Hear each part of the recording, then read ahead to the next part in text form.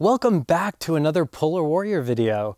I humbly thank all of you who watch, like, and comment on the things I post, not just on YouTube, but on Facebook, Instagram, and Patreon.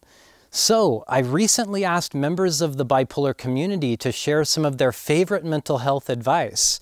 There were some really good responses, so good in fact that I thought it would be appropriate to recite some of them on the channel today.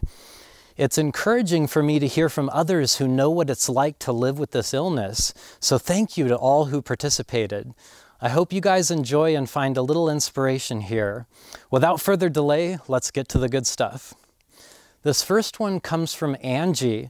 She writes about a dialogue that occurred between her therapist and herself. Therapist, if you see a child that you cared for enduring things that you did, would you let it continue? Angie, no. Therapist, then you must realize you didn't deserve it, and you still don't, because that child you once were still lives within you. Next we hear from Julia. She writes, no big life decisions while manic. Give it a month. I love that one, Julia. There's some great wisdom there. This next one comes from Julie. She recommends the following mantras. Have a day, neither a good day or a bad day. And I'm going to give it my some, instead of saying I'm going to give it my all. Because on some days, that's enough, and maybe all we can give on that day. I really like those, Julie.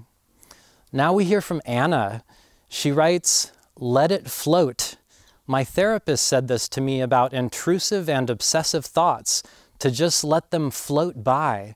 And for whatever reason, it actually really helps me when my thoughts start spiraling to think, let it float.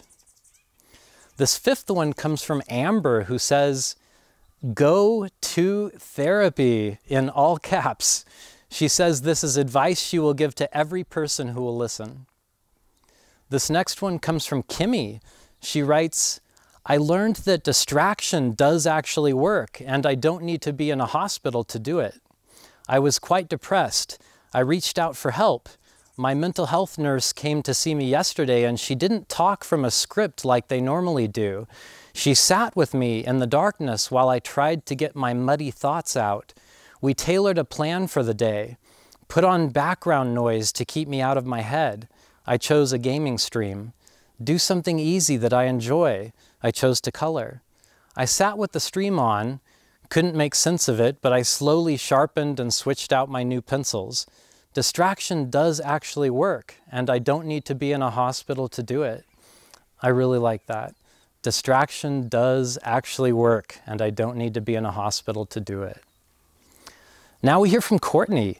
She writes, remember self-care. Next we hear from Angie, who said, when I first got diagnosed with bipolar, I felt like a huge stamp was on my forehead and that I was ruined for life. I was terrified to take my meds for the first time, and my therapist said, think of them as your vitamins. You need those vitamins to feel better. Once I took that leap of faith with meds, it changed my life for the better. I'm thankful for my medications, and I embrace being bipolar now. This next one comes from Tracy. She writes, make a mental health plan when my husband is stable on what we will do if and when he becomes ill and how we will get him back to stability. I really love that one, Tracy. Having a management plan is everything. Our 10th one is from Freya, who writes, get out of your head. I can so relate to this one. Sometimes my mind is being assaulted with mental noise and intrusive thoughts. I have a variety of exercises and distractions now to help me get out of my head. Next we have Susan, who writes, get back to a faithful meditation practice. I really need to do that myself, Susan. Meditation and mindfulness are a huge part of my bipolar toolbox. Now we hear from Austin, who writes, ease off the booze. Next comes from Jordan, who writes, enjoy life. Sometimes we'll be manic, sometimes we'll be depressed, and sometimes we'll be balanced. That's our lives. Do your best to enjoy what you can. Number 14 comes from Morgan, who writes, use journals, guided books, and an app to track moods. I couldn't agree more, Morgan. Those are great. Next, we hear from Jean, who writes, "This depression really will pass, and you'll be glad to still be here." Now for Jamie, who writes, "Use all the tools in your toolbox that you've been given." Charles is next, and he writes, "Just because you're doing well, don't take chances." Number 18 comes from Jacqueline, who writes, "Be 100% honest with your therapist about everything. I used to struggle even going to appointments, but now I realize she's here to help me, not bother me. Realizing that she's got my back is making all of the difference in the world." Next is Sky, who writes, "To love my whole self, not just the good things, but also the darker, heavier things as well." And we've made it to number 20, which comes from Matt. He writes, "Mental health problems don't define who you are. They're something you experience. You walk in the rain and you feel the rain, but you are not the rain."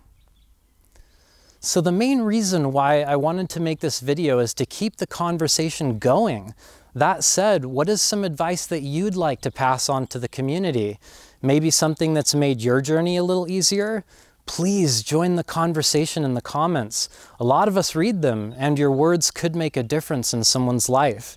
If we get enough comments, I'll make a follow-up video to this one and include some of your tips. If you see a comment you like, give it a thumbs up so I'll know which comments I should mention in the next video. Until then, take extra good care of yourselves, and I'll be back here soon with more Polar Warrior videos. Stay well.